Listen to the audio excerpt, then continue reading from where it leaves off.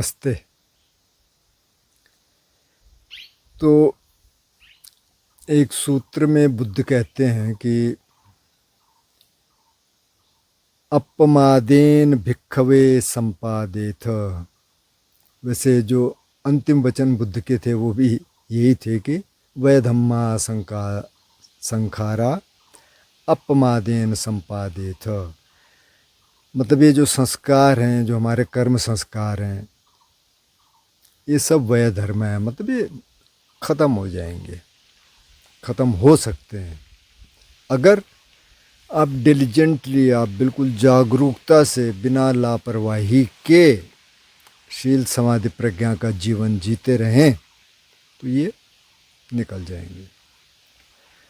यहाँ भी वही बात कह रहे हैं कि अपमादेन भिक्खवे संपादित। भिक्खवे का मतलब, भिक्खु का मतलब यहाँ पे है साधक, क्योंकि अब फिर तो भिक्षु ही बनना पड़ेगा ध्यान करने के लिए। ऐसा कुछ नहीं है।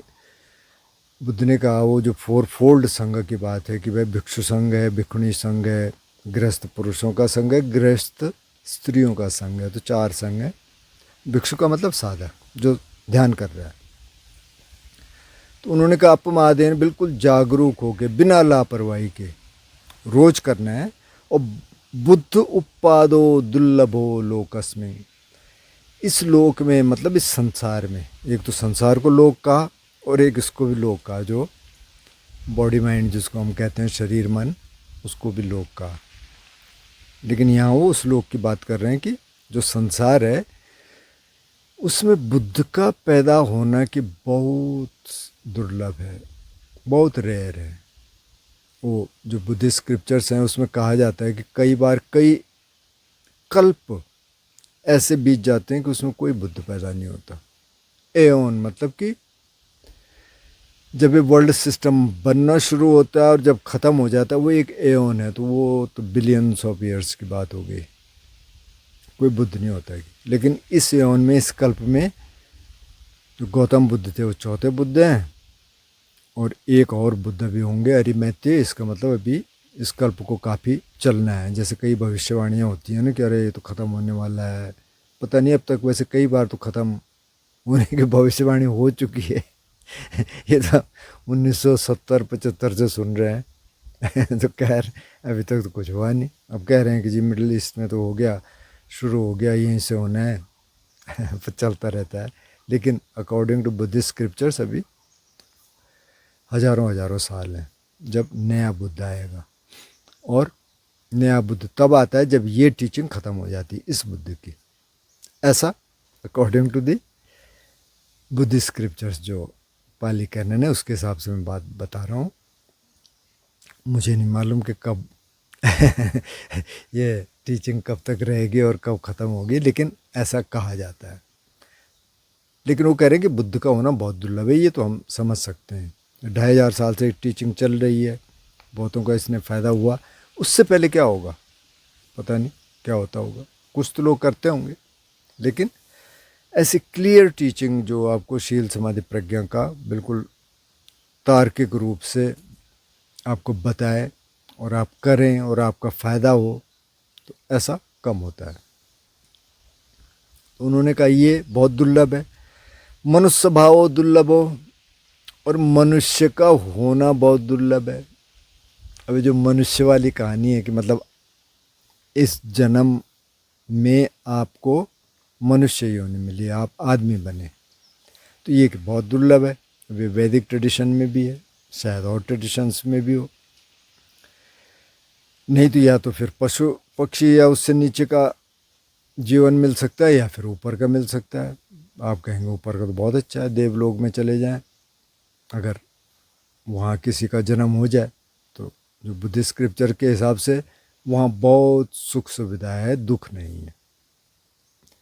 क्योंकि वहाँ भी फिर वो साधना नहीं हो पाती, नहीं कर सकता साधना, क्योंकि जब बहुत सुखी सुख रहे, यहीं देख लीजिए, वहाँ जाने की भी ज़रूरत नहीं। अब जिनके पास बहुत सुख सुविधाएं हैं उसी में डूबे रहते हैं, वहीं हल निकालते रहते हैं कि इससे कुछ हो जाएगा, पैसे से हम खुशी ढूंढेंगे, खुशी खरीद लेंगे। पैसे से आप क्या खुशी खरीदेंगे?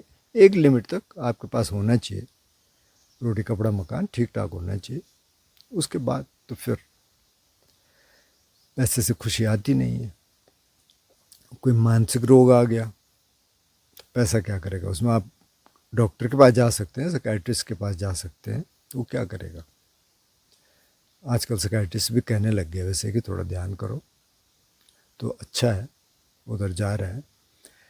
लेकिन बात क्या हो रही है कि अगर आपको मनुष्य योनि मिली है तो ये बहुत दुर्लभ है, और कह रहे हैं कि दुर्लभा श्रद्धा संपत्ति, और मनुष्य योनि मिल गई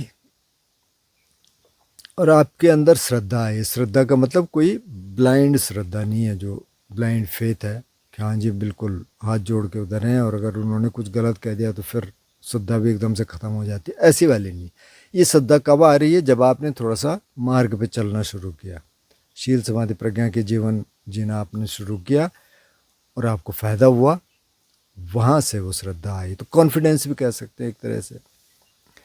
पबज्जित भावो दुर्लभो, और प्रवर्जित होना, प्रवर्जित होने का मतलब भिक्षु भिक्षुणी बनना, लेकिन अब यहाँ साधक से मतलब है, यानी साधना के रास्ते पे आप चलना शुरू किए तो वो कि बहुत दुर्लभ है, बहुत मुश्किल से आता है, लेकिन आपने चलना शुरू कर दिया तो ये सब दुर्लभ दुर्लभ है। और फिर कहते हैं सधम्म श्रवणं अति दुर्लभं,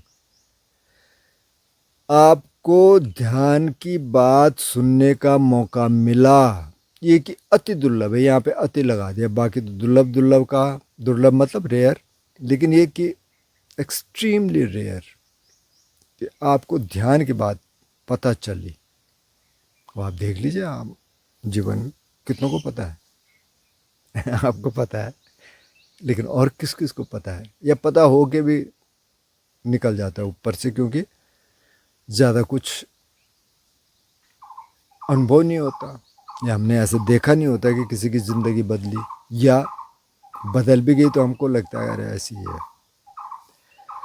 तो ये कि अति दुर्लभ है, तो इसलिए कह रहे हैं कि एवं दिवसे दिवसे ओवदति, तो रोज करना है, कंसिस्टेंसी। जैसे किसी दोस्त का सवाल था कि इसको कैसे प्रायोरिटी बनाए अपने जीवन में, तो प्रायोरिटी ऐसी बनेगी, पहले तो आपने सुन लिया, फिर आप चलना शुरू करिए।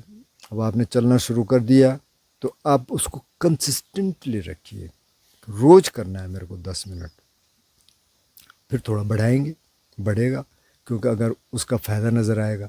अगर आपने एक दिन किया थोड़ा सा फिर इधर उधर हो गए, इसीलिए उन्होंने शुरू में क्या कह दिया, अपमादेन संपादित, डिलीजेंटली करना है, जागरूकता पूर्वक करना है, रोज़ करना है, बिना लापरवाही के। रोज़ करना क्या है, सिर्फ बैठने वाले ध्यान की बात नहीं हो रही है, ये शील समाधि प्रज्ञा की बात हो रही है। शील, तब शील तो हर ही समय है, उसमें कोई बैठना उठना तो है नहीं, किसी प्राणी की हत्या नहीं करेंगे, तो हर समय ही ये बात ध्यान में रखनी है। किसी आपने मच्छर मार दिया माना, तो फिर ध्यान रखना है कि यार अगली बार से थोड़ा कोशिश करेंगे कोई और तरीका अपनाने की, तो प्राणी की हत्या नहीं करेंगे, चोरी नहीं करेंगे, किसी की चीज़ नहीं लेंगे, क्योंकि हम भी नहीं चाहते कोई हमारी चोरी करे। आज मैं देख रहा था किसी का, कोई कह रहा था, देख कोई पत्रकार, कि मेरे को ही ठग लिया स्कैमर ने, उन्होंने मेरे को पता नहीं किसी और के व्हाट्सएप से मेरे को मैसेज भेजा कि अरे थोड़ा सा इतना पैसा भेज दो, मैं फंस गया हूँ, मेरा यूपीआई काम नहीं कर रहा, और कि मैंने 4-5 ट्रांजैक्शंस कर दिए। कि तब पता चला मुझे कि अरे कहीं गड़बड़ तो नहीं है। फिर उसको फ़ोन किया, उसने कि तुरंत कहा कि हाँ तेरे पास भी मैसेज आ गया। मैंने कहा मैसेज नहीं आया मैंने तो इतने ट्रांजैक्शन कर भी दिए। तो अगर कभी मेरे से मैसेज आए तो मैं किसी से कोई पैसा नहीं मांगता ऐसे, तो आप पहले पूछ लेना क्योंकि वो कह रहे हैं व्हाट्सएप हैक हो जाता, पता नहीं कैसे हैक होता है, हमें इसकी ज़्यादा जानकारी है भी नहीं है। तो ये सब चलता है, तो भाई नहीं करना चोरी। अब जो ये कर रहे हैं ना, इनको उसका फल मिलेगा, निश्चित रूप से मिलेगा, लेकिन कब मिलेगा पता नहीं। और कौन है, ये तो फेसलेस लोग हैं, हमें तो पता नहीं है। तो वो कह रहे हैं कि चोरी नहीं करनी है, क्योंकि आप भी नहीं चाहते आपकी चोरी हो। इसी तरह से व्यभिचार नहीं करना, आप भी नहीं चाहते आपके साथ व्यभिचार हो, आपके प्रियजनों के साथ व्यभिचार हो, तो आप भी मत करिए।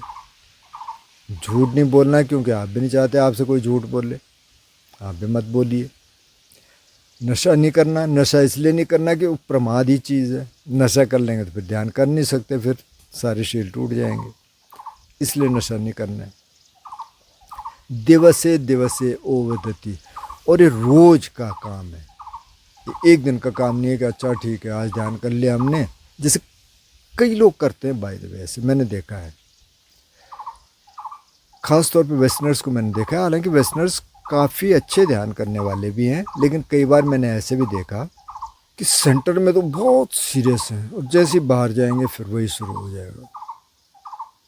एक तो लड़की वहाँ सेंटर में बहुत सीरियस है, बाहर गया मैं तो वो सिगरेट पी रही थी बहुत पहले की बात है।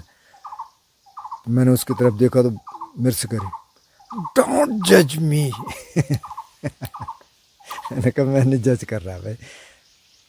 अब मैं उस समय बोलता भी क्या थोड़ा सा मेरे को हैरानी भी यार, अंदर जाके तो लोग इतने सीरियस रहते हैं, बाहर जाते हैं फिर सुट्टा मारने लग जाते हैं। मतलब सिर्फ वेस्टर्नर्स ही नहीं इंडियंस भी। वो ये कह रहा कि अरे नहीं सर मेरे को तो पीनी है अभी, अंदर था वो जबकि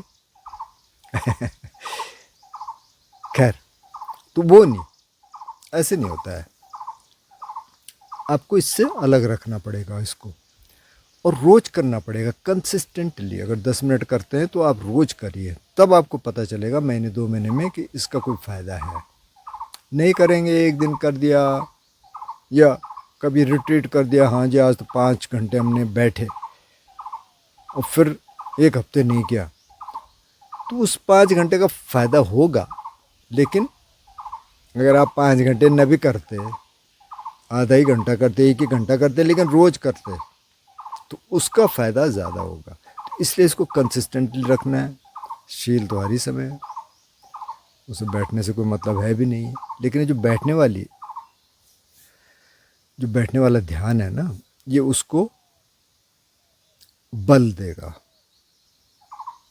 एक मैं रिम्पोचे साहब को सुन रहा था तो वो कह रहे थे मोमेंटम मतलब आप बैठे 10 मिनट बैठे, अगर सुबह बैठ गए तो बहुत अच्छा है, क्योंकि फिर उस सारे दिन के लिए आपकी तैयारी हो गई।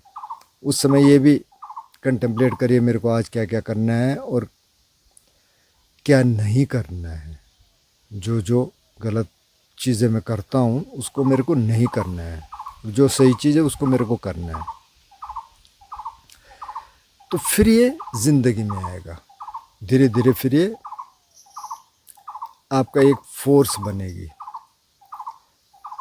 और फिर आप चीज़ों को भी आसानी से कर पाएंगे और शीलों को भी आप आसानी से पालेंगे, निभा पाएंगे, और आप ध्यान भी करेंगे क्योंकि आपको फ़ायदा हो रहा है। तो आज इतना ही रखते हैं। वैसे आज थोड़ा सा इधर कंस्ट्रक्शन का थोड़ा सा काम, कंस्ट्रक्शन मतलब थोड़ा रिपेयरिंग का काम हो रहा है, तो अभी वो लोग लंच करने गए, मैंने सोचा इस बीच में बना लेता हूँ छोटा सा कल के लिए। लेकिन ये बहुत महत्वपूर्ण सूत्र है, तो आप इस क्षेत्र में बढ़ते रहे माइंडफुल लिविंग की तरफ, रिजल्ट आएंगे, बहुत अच्छा रहेगा। जिन दोस्तों ने करना शुरू नहीं किया तो इसमें बहुत सारे ध्यान की वीडियोस हैं, वो करें। किसी दोस्त का आ रहा था कि कसीना मेडिटेशन पे बताइए, भाई कसीना के बारे में मेरे को पता नहीं। वैसे उन्होंने ये कई बार पूछ चुके हैं, मैं कई बार कह चुका हूँ मेरे को इसका कोई एक्सपीरियंस नहीं है, तो मैं नहीं बता सकता। आप इनमें से करिए, आप मेरे को ईमेल कर लीजिए, उस पर हम कुछ बात कर लेंगे। तो अवेयरनेस रख सकते हैं, ओपन अवेयरनेस कर सकते हैं। ओपन अवेयरनेस का भी इसमें अगर आप प्ले लिस्ट में जाएंगे तो है वीडियो, वैसे कुछ और बना लेंगे ऐसे लोगों के लिए जो नहीं कर पा रहे हैं, उनके लिए फिर ढूंढेंगे कुछ और। बुद्ध ने तो बहुत सारे रास्ते बताए, तो मुझे लगता है कि आज के लिए इतना काफ़ी होगा। नमस्ते।